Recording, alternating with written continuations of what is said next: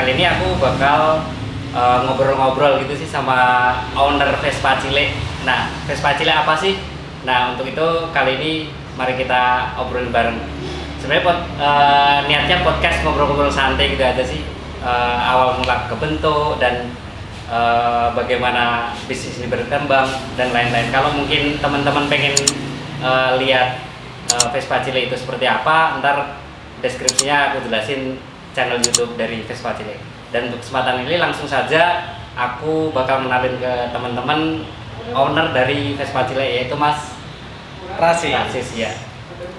Langsung saja, sebenarnya kesempatan kali ini ya aku cukup beruntung sih bisa datang ke sini untuk ngobrol. Sebenarnya tujuanku emang ngobrol gitu sih buat jelasin ke teman-teman apa sih itu Vespa Cilik dan kenapa sih Vespa Cilik itu terbentuk. Tentu dalam hal apapun kan dimulai dari nol, berkembang dan lain-lain gitu. Nah, untuk kesempatan kali ini aku pengen sedikit, bukan sedikit sih, lebih tepatnya banyak bakal ngobrol kayak gitu. Nah, pertanyaan pertama ini yang jujur pengen tak tanyakan, Vespa Cilik itu apa sih? Filosofinya mungkin bisa dijelasin. Sebetulnya kenapa kita memberi nama Vespa Cilik? Karena memang dari awal kita memang fokus di penjualan, fokus di hobi Vespa yang kecil. Karena Vespa itu dibagi menjadi dua, ada large frame, ada small frame. Nah, untuk di large frame itu biasanya ada Sprint, Super, PE, VBB, Vespa Andok itu dan macam sebagainya. Nah, kalau di small frame itu memang hanya beberapa jenis saja. Misal kayak PTS, Special 90, Vespa Darling, Primavera, Corsa. Jadi waktu pertama kali membentuk nama Vespa Cilik karena memang dari awal saya pribadi ya Mas, saya sendiri memang suka dengan bentuknya si Vespa ini. Nah, kebetulan memang secara dasarnya saya suka, mau cari nama yang gampang diingat dan sesuai barangnya apa sih, akhirnya terbesit nama Vespa Cilik. Kalau dari arti Jawa kan cilik kan kecil gitu ya. Nah, sama halnya kayak Vespanya, kecil memang. Berarti ini spesialis ke Vespa Cilik atau Vespa PTS itu aja kalau jadi memang Vespa Cilik saya bentuk di 2017. Pada waktu itu memang saya sendiri mengalami krisis moneter ya. Karena keluar dari pekerjaan, terus habis itu bingung mau cari usaha apa. Akhirnya saya sendiri membangun usaha jual beli Vespa di 2017 dan mengkhususkan diri di kelas small frame, kelas PTS. Waktu itu belum tahu Darling itu apa, Primavera apa, tahunya cuma PTS itu aja. Kalau sampai hari ini itu sudah kejual berapa kira-kira? Kalau ditanya kejual berapa, ya lumayan lah mungkin ya. Karena memang alhamdulillahnya Vespa Cilik gampang diterima masyarakat. Khususnya memang kalau kita memang khusus penjualan online sih. Ya kita memang ada offline store-nya, cuman dari presentasi orang yang kesini maupun beli secara online tuh malah kebanyakan di online-nya. Saya main di sosial media di Instagram sama Facebook, biasanya seperti itu. Dikirim atau dikirim itu. Nah, karena ya balik lagi ya, mungkin waktu di awal-awal penjualan tuh termasuk yang susah Mas. Membangun sebuah kepercayaan itu memang paling susah. Ya logikanya kita beli harga 20 juta, 15 juta tapi kita nggak ketemu kan bingung. Nah, akhirnya waktu itu kita ngasih tahu perlahan-lahan, ya kalau misalnya ada teman sekitar deket sini ya silakan datengin gitu. Cuman waktu pertama kali penjualan, alhamdulillahnya orangnya saya kasih tahu bahwa ini data diri saya, SIM, KTP, sosial media saya apa, akhirnya orangnya paham. Dan cenderung dari awal sampai detik ini saya ngerasain orang menaruh kepercayaan ke saya sih. Saya dari awal nggak sulit-sulit banget. Ya balik lagi, saya meyakini bahwa ketika kita mendasari jual beli ini secara kekeluargaan, silaturahmi, basisnya seperti itu, orang akhirnya menilai oh ya berarti bukan semata-mata soal cuan gitu. Karena ya balik lagi, jual Vespa tuh bukan kayak jual Vario, Beat, Ninja dan sebagainya, itu enggak. Kita main di Vespa aja udah termasuk golongan kita kan orang-orang yang punya tali persaudaraan tinggi. Jadi balik lagi ketika kita jual Vespa ya secara lebih memang kita jual silaturahminya dibanding cuan. Ya soal cuan memang iya, cuman nggak melulu soal cuan kok gitu. Gitu. Untuk keunggulan dari Vespa sendiri. Jadi memang dari awal saya meyakini di kehidupan saya, ketika kita menjual sesuatu, kita pilihannya ada dua. Kita mau jual murah tapi barang asal-asalan, atau mau jual mahal tapi barang berkualitas. Ketika kita milih poin yang satu, yang terjadi apa? Orang akan merasa, lah kok barangnya kayak gini ya. Terus penilaian orang itu pasti juga akan kurang terus. Jadi kita di mata orang lain pasti negatif. Tapi kalau semisal kita menjual dengan barang yang berkualitas walaupun mahal, itu akan orang lebih respect ke kita gitu. Karena memang balik lagi ya, untuk masa sekarang ini orang itu cenderung lebih suka menggelontorkan uang lebih dibanding beli murah tapi ujung-ujungnya mereka nambah servisan lagi, barang masih biasa-biasa lagi gitu. Makanya di Vespa Cilik punya prinsip, tagline kita Vespa enak harus dibagi. Karena balik lagi, saya nggak mau jual Vespa yang biasa-biasa. Vespa yang keluar dari Vespa Cilik itu pasti melewati quality control saya. Karena saya nggak mau begitu orang beli di saya kok ternyata unitnya jelek. Makanya setiap barang di saya mesti saya coba muter-muter. Kalau ada yang murah pasti saya bawa bengkel dulu, habis itu baru jual. Saya nggak berani mas kalau begitu barang datang itu langsung jual. Karena itu kualitas di kita gitu. Jadi saya meyakini lebih baik kita menjual harga yang tinggi tapi kualitas nomor satu. Karena di kita berulang kali saya ngomong ke konsumen, kalau kamu nyari unit yang murah, saya angkat tangan.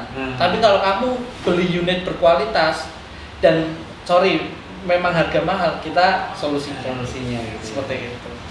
Jadi memang nggak bisa sepele sih, karena ya alhamdulillahnya karena dasar-dasar inilah yang menjadikan Vespa Cilik mulai dikenal sama lingkungan masyarakat, khususnya pecinta Vespa. Apalagi kirim-kirimnya sampai ke saya pulau gitu. Pernah Jayapura.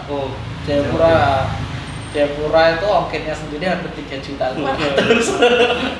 Gila emang kan. Jadi memang ya balik lagi ya, kepercayaan itu yang harus dijaga sih. Apalagi orang jual kan, orang beli itu kan memang jaraknya panjang-panjang banget.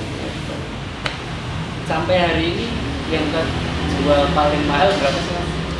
Dulu saya jual paling mahal 260 juta.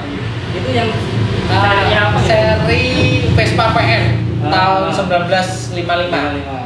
Itu memang bukan small frame sih, tapi di Vespa itu tahun 1950-an, tahun gocapan itu biasanya jadi barang koleksi antik. Jadi waktu itu ada bos Jakarta memang ambil di kita. Memang paling mahal sih itu. Vespa PM itu 260 juta. Tapi penjualan paling berkesan itu siapa? Sebetulnya gini, kalau diomongin berkesan tuh saya sendiri termasuk orang yang paling sering ngerasa kehilangan.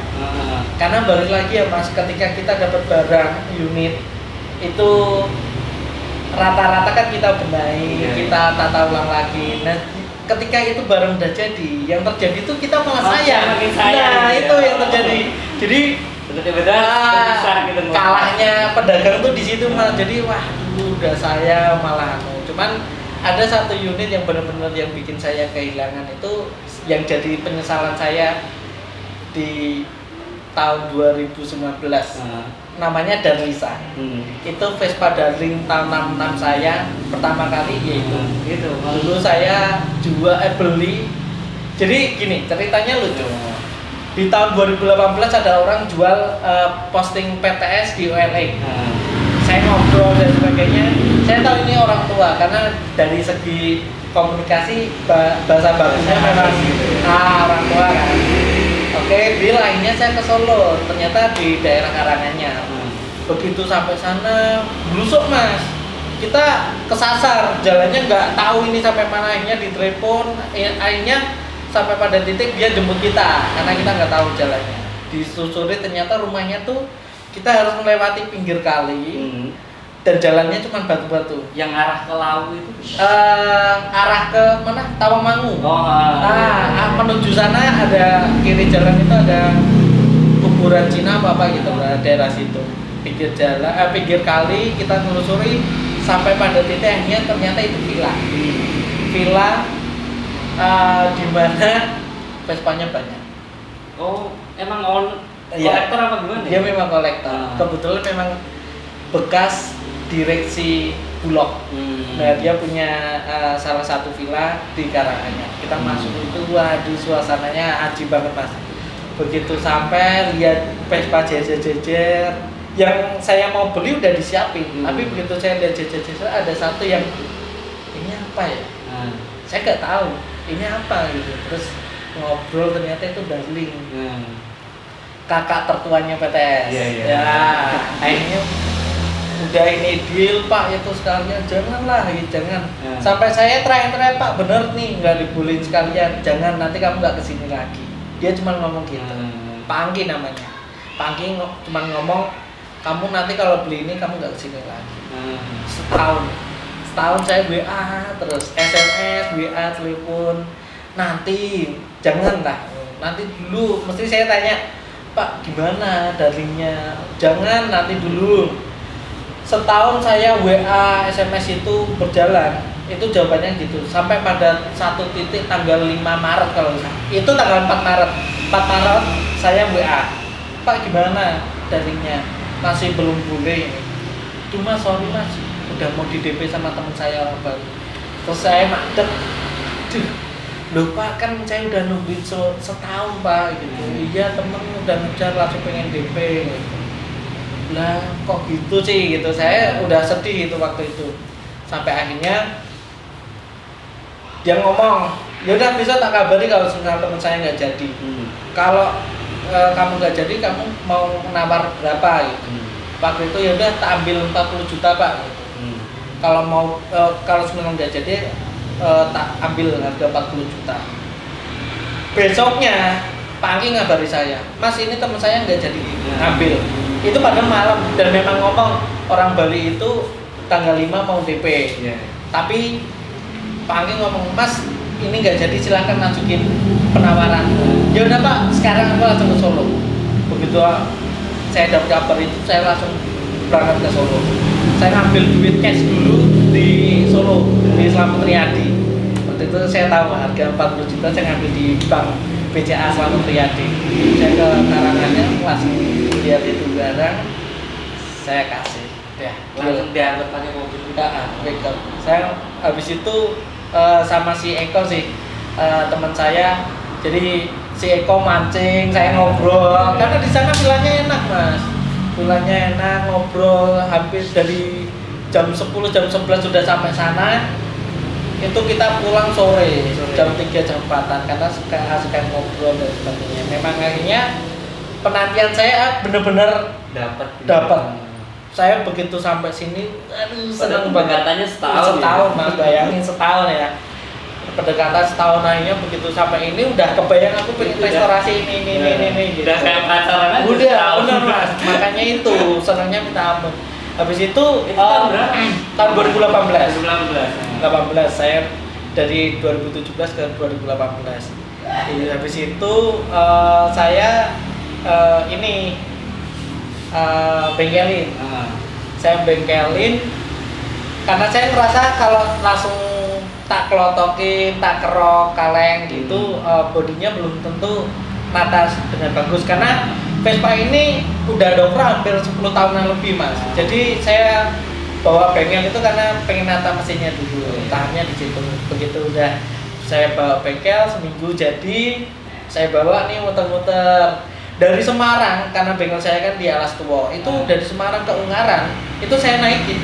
Saking-sakingnya saya pengen nata ini mesin, pengen nyoba gimana sih performanya, kekurangannya apa lagi, kayak gitu saking-sakingnya itu akhirnya saya bawa. Udah jadi, udah sampai sini, isi selang sehari 2 hari saya ditelepon. Ada orang, Mas, yang ini dijual nggak? Itu emang diiklannya apa? Enggak. Saya sama sekali nggak ngiklan. Terus tahunya dari mana? Dia tahunya cuma karena di Instagram saya. Oh, lagi nge-post gitu. Di Instagram saya kan sering kan, kita ngepost si Vespa ini, si Darlisa ini. Akhirnya orang Bali telepon saya, dijual berapa gitu. Ya, sebenarnya nggak dijual sih Om gitu. Tapi kalau misal cocok ya tak lepas lah gitu. Dia minta berapa? 70 juta. Aduh, kurangin lah gitu. Akhirnya juga dia ngebayar dengan nominal 64 juta. 64 ya. Pada waktu itu karena saya sendiri modalnya dikit, dari beli 40 juta ke 64 kan luar biasa, seneng banget kan gitu. Habis itu kebeli. Begitu sampai sana saya ngerasa nyesel banget. Selama ini saya nggak pernah senyesel ini sampai detik ini ya. Kalau Mas dilihat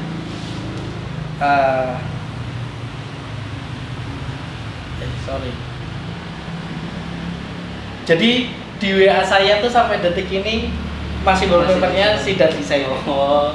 Itu. Jadi saking nyeselnya. Padahal itu kalau sekarang misal di take back gitu sampai berapa itu, Bang? Ya kalau sekarang nilai Darling memang udah mencapai 150 jutaan sih. Pada waktu itu ngerasa segitu, untung segitu udah senang banget kan. Tapi balik lagi, saya ngerasa oke, kamu udah menunggu nih 1 tahun lamanya. Kamu nunggu segala macam, tapi ujung-ujungnya kamu jual dengan gitu gampangnya gitu. Nah saya ngerasain kok saya terlalu gitu banget sih, nggak memperhatikan usahamu seperti apa, jadi balik lagi saya akhirnya sekarang ngerasain bukan soal cuan aja yang kamu dapetin di sini, tapi kayak kamu tuh punya konektivitas dengan Vespa. Nah, kayak ikatan itu Mas, nilai magisnya tuh di situ. Makanya balik lagi, jualan Vespa tuh sebetulnya nggak happy banget. Taruhlah dapat kayak gitu. Kita udah dirawat dan sebagainya. Ibaratnya kita kan nata Vespa itu kan memang semua dari nol kan. Sampai akhirnya jadi. Nah, itu yang bikin kita tuh kayak terbawa emosinya di situ. Makanya balik lagi, jualan Vespa tuh sebetulnya nggak happy banget. Ketemunya hal-hal yang kayak gitu akhirnya kan jadi sedih-sedih terus. Makanya itu. Jadi itu adalah penyesalan saya terbesar sampai detik ini. Itu mungkin yang jelas saya sendiri mau beli lagi, mau tampil ulang itu udah nggak bisa. Karena yang pertama ownernya memang sayang banget. Kedua orang kaya Mas, yang beli pengusaha silver di Bali dan salah satu owner Bali United. Pada waktu itu ada Lili Pali udah naik di situ. Jadi pemain Bali United udah naik di foto itu di Vespa Darling itu. Makanya ya udah. Bisa mau dicari dapat yang lain pun feelnya juga udah beda. Buybacknya bakal susah.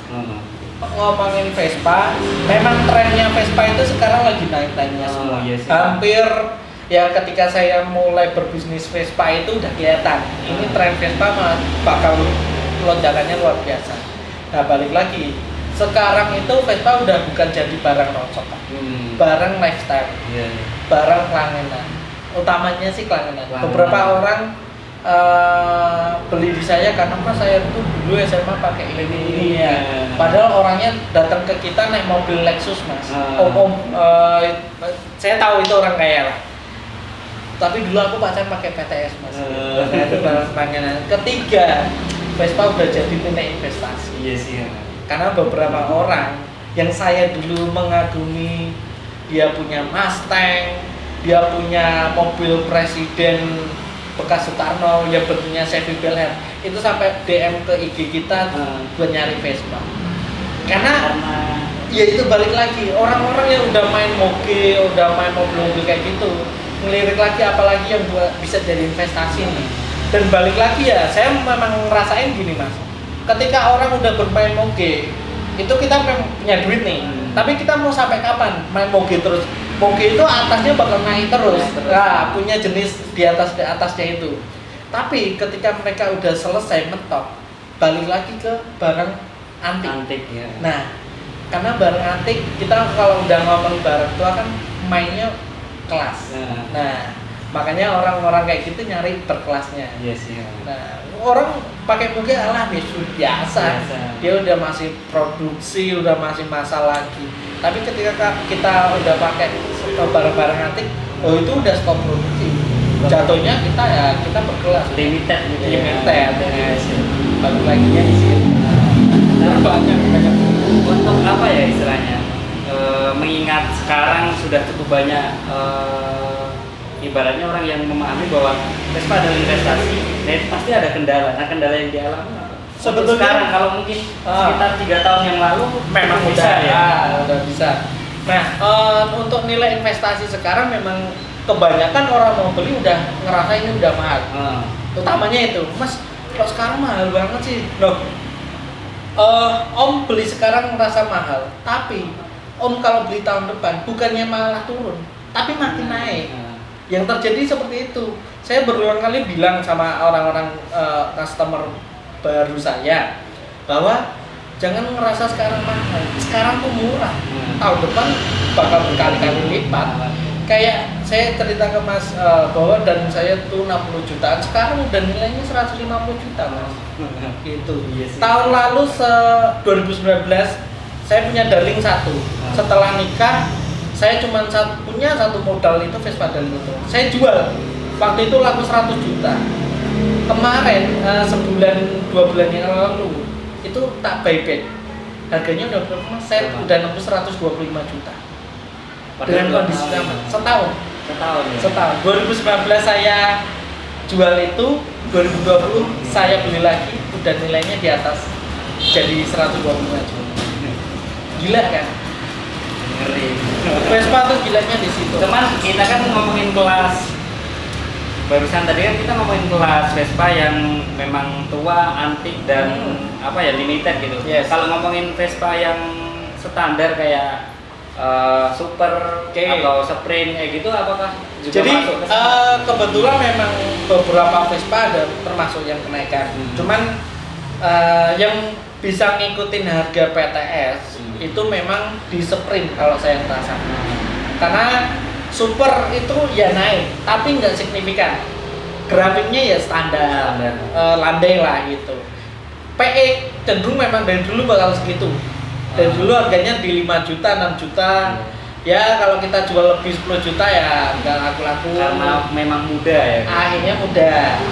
Super termasuk ya mungkin sebetulnya nggak muda-muda banget sih. Cuman dari segi nyaman dan kolektor item kayaknya masih kurang. Kecuali yang original full ya itu baru kolektor item. Kalau sprint termasuk karena barangnya nyaman.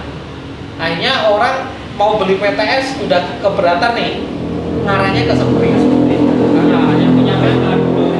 Yang penting punya Vespa dulu, nggak rewel. Akhirnya kan mainnya di sprint gitu. Kalau Vespa VBB atau Endok itu dari dulu sampai sekarang stagnan. Harga sama. Dulu 20 juta, dulu ngerasa mahal ya. Sekarang dia berdiri di tempat. Jadi harganya nggak naik. Ya kisaran 20 sampai 35 udah itu aja. Gitu. Karena balik lagi sebetulnya semua Vespa itu ada kenaikan dibanding tahun-tahun sebelumnya ya. Cuman mereka kenaikannya nggak sesignifikan semua frame. PTS kenapa grafiknya luar biasa? PTS, Darling dan sebagainya. Karena Vespa ini zaman dulu nggak laku mas. Iya sih emang. Nah, ketika zaman dulu nggak laku, bengkel nggak bisa benerin, CC-nya kecil, rewel, akhirnya kan pada nggak mau nih. Buat touring juga juga nggak enak. Kita bakal ketinggalan. Yang terjadi apa? Populasinya hancur, dikit. Sedangkan sekarang karena kesalahan kita juga ya, kesalahan Vespa cilik itu nge-push small frame, nge-push harga, akhirnya orang pada tahu. Begitu waktu kita pemain pertama small frame, barang saya itu lari ke Jakarta semua. Di Jakarta mulai pada masukin barang aftermarket. Begitu ini PTS ditemplokin mesin racing, yang terjadi wah dahsyat banget. Sensasinya luar biasa. Akhirnya orang kecanduan. Permintaan PTS saya dari Jakarta itu luar biasa. Bahkan hampir 80% unit saya semua larinya ke Jakarta. Karena di sana bisa nata part racing. Salah satu seller-seller gede Vespa itu ada di Jakarta. Yang terjadi akhirnya permintaan banyak karena itu kecanduan. Bodi kecil ditemplokin mesin jahat kan enak nih. Nah akhirnya jadi seperti itu. Populer. Nah ibaratnya kalau sistem pasar kan gini, semakin banyak permintaan, semakin tinggi kan. Nah, yang terjadi seperti itu. Ini udah nggak produksi lagi, yang terjadi orang bakal rebutan. Lu mau beli nggak? Kalau nggak mau beli ya udah silakan. Karena ini yang nungguin udah banyak. Kalau untuk sekarang yang small frame itu rata-rata di harga berapa sih yang biasa? Kalau PTS itu ada di bawah, masih di angka 25 juta ke atas, 25 ke atas. Kemarin ada yang bodong 19 juta, suratnya sebelah itu di angka 21 dan 25 gitu. Tinggi ya, padahal dulu aku pas SMA itu mau beli 700 aja mahal. 2010-an ke bawah ya? Iya benar. 700.000 itu mau merasa jadi ngapain lah gitu. Ini rewel. Nah, kali-kali aja repot. Akhirnya beli sprint yang sampai sekarang masih tak jaga. Memang sebetulnya nggak ada yang bakal berpikir besok PTS Vespa gitu bakal boomingnya. Sekarang memang nggak ada sih. Logikanya begitu orang punya Vespa zaman dulu ya udah saklitae gitu aja kan. Kalau kalau Vespamu enak ya kita bakal naik terus, nggak enak ya udah lepas gitu aja. Wong zaman dulu Vespa geletakin jalan apa ada yang mau ngambil? Nggak ada yang ngambil. Sekarang banyak. Kemarin pernah ada loh aku lihat di Meng gitu, CCTV. Ada orang ke masjid itu malah nyolong Vespa. Nah, iya. Karena Vespa nggak ada kontaknya ya. Iya. Ambil aja begitu setelah udah jalan. Berarti emang udah. Ya yang terjadi orang udah pada ngerti nih. Masyarakat Indonesia tahu bahwa Vespa sekarang bukan untuk orang yang miskin. Balik lagi mas, orang yang punya Vespa tuh orang yang punya duit. Padahal dulu pas aku kuliah pakai Vespa itu orang paling miskin. Nah, mikirnya dulu tuh karena mampunya beli Vespa, punyanya Vespa.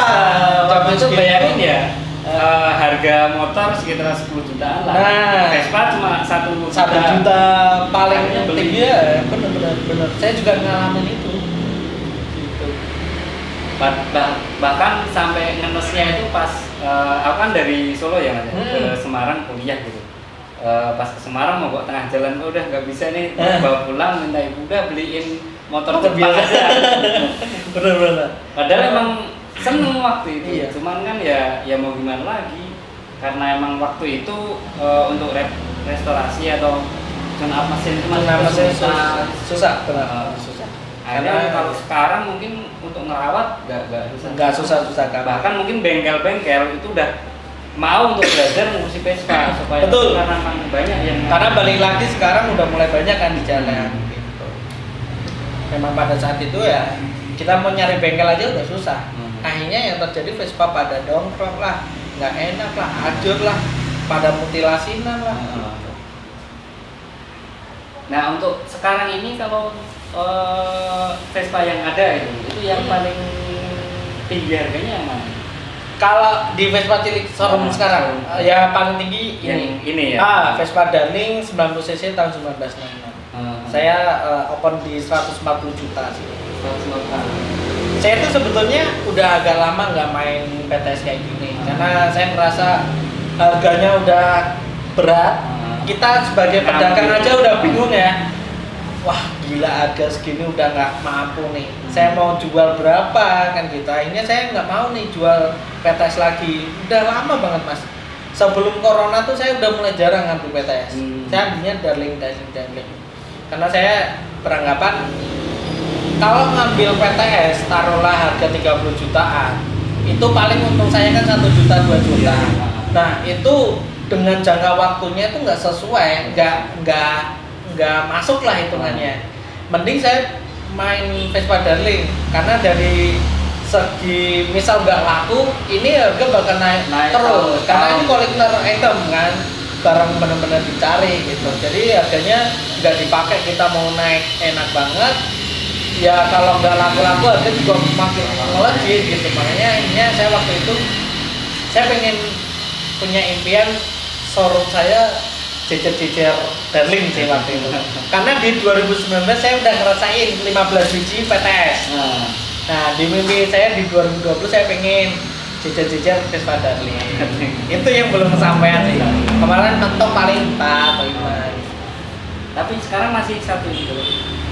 Vespa Darling saya terakhir tuh ada 4 unit. 2 diborong orang Jakarta, 1 diborong satu diborong orang, 1 lagi diborong orang Jepara. Nah ini datang lagi 1. Tapi untuk apa ya, ngomongin Vespa PTS gitu, karena minat sekarang udah nggak apa ya, udah nggak main lagi karena memang keuntungannya sedikit. Nah itu ada netizen yang ngomong, kalau mungkin ya ada beberapa netizen yang ngomong, wah berarti masnya ini orang yang cuma mikirin Vespa semuanya. Itu gimana tanggapannya? Sebetulnya memang saya berulang kali ngomong sih, saya kan sering interaksi di Instastory. Kadang-kadang nggak sih saya jualan PTS, tapi saya bilang edukasi bahwa kamu kalau saya jualan PTS, harga memang nggak murah, gitu. Karena memang ngambilnya udah mahal. Akhirnya mereka sendiri menyadari. Tapi saya sendiri juga bukan sepenuhnya meninggalkan PTS sih, karena memang secara pribadi saya sendiri punya Vespa pribadinya kan PTS. Cuman yang terjadi di lapangan, saya mengedukasi bahwa kalau saya jual PTS dengan kondisi saat ini memang nggak menguntungkan bagi saya, dan harusnya mereka pun menyadari sih bahwa memang saya walaupun bukan serta-merta untuk jual Vespa doang, tapi memang jual silaturahmi ya. Akhirnya mereka juga menyadari bahwa mereka, saya pelan juga edukasi, kalau saya nyetok PTS berani nggak udahan gitu. Saya akhirnya beberapa kali ini ya termasuk 3 unit saya belakangan ini memang termasuk main PTS lagi. Ya balik lagi, saya nggak bisa nguntungin banyak, tapi saya ngerasa ya udah, kalau pasar memang butuh saya di PTS, saya bakal stop juga. Walaupun saya punya Darling, saya juga punya PTS. Nggak nyoba, tapi emang ngam sih ya, kita ngomongin keuntungan sih, misal ngomongin ngambil super terus dijual lagi, itu jatuhnya ke bukan kolektor lagi. Bukan.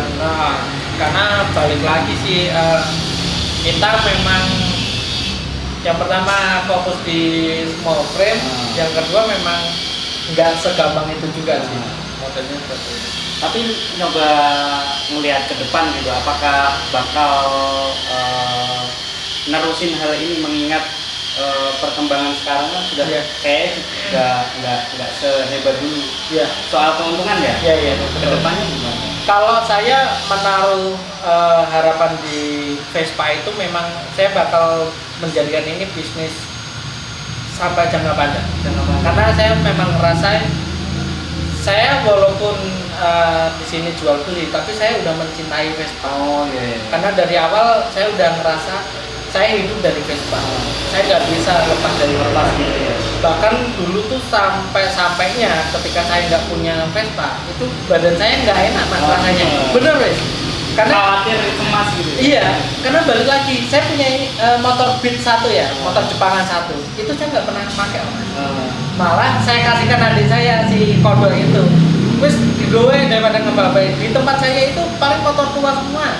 Vespa yang buat saya harian, atau yang terakhir ada Yamaha L2S. Jadi saya merasa nggak enak pakai kayak gini, enakan Vespa, enakan motor tua kayak gitu. Jadi saya sendiri memang akhirnya terjun mencintai secara lebih si Vespa.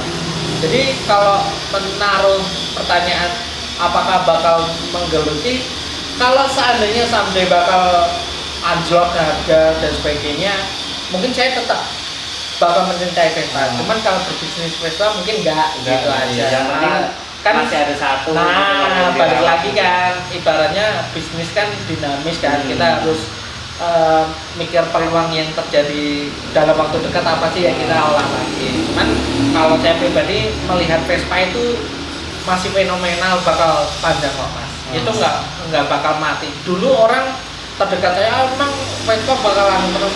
Saya udah buktiin 3 tahun ini grafiknya gila, naik turun nggak pernah turun loh gitu. Dan apalagi yang untuk Vespa yang versi baru gitu ya. Sehingga animo masyarakat soal Vespa akhirnya mulai tinggi lagi. Ya udah itu saja obrolan kita soal apa Vespa yang small frame PTS itu tadi sama pemilik atau owner Vespa Cilik. Nah untuk pesan-pesan terakhir ke teman-teman apa? Jadi pesan dari saya dari Rasid Vespa Cilik, saya mengajak teman-teman semua bahwa kita udah saatnya nih menjaga kelestarian barang sejarah kita, barang antik. Salah satunya Vespa. Karena kalau bukan kita sendiri, anak cucu kita bakal main Vespa apa gitu. Makanya saya termasuk orang yang melarang Vespa itu dijual ke luar negeri. Oh gitu. Gitu. Saya termasuk penggiat yang kalau bisa janganlah. Kamu soal cuan silakan cari tempat lain gitu. Tapi jangan sampai Vespa ini pada keluar. Karena yang terjadi ada mas, banyak pada di 2015 ke bawah itu satu kontainer masuk keluar, satu kontainer keluar.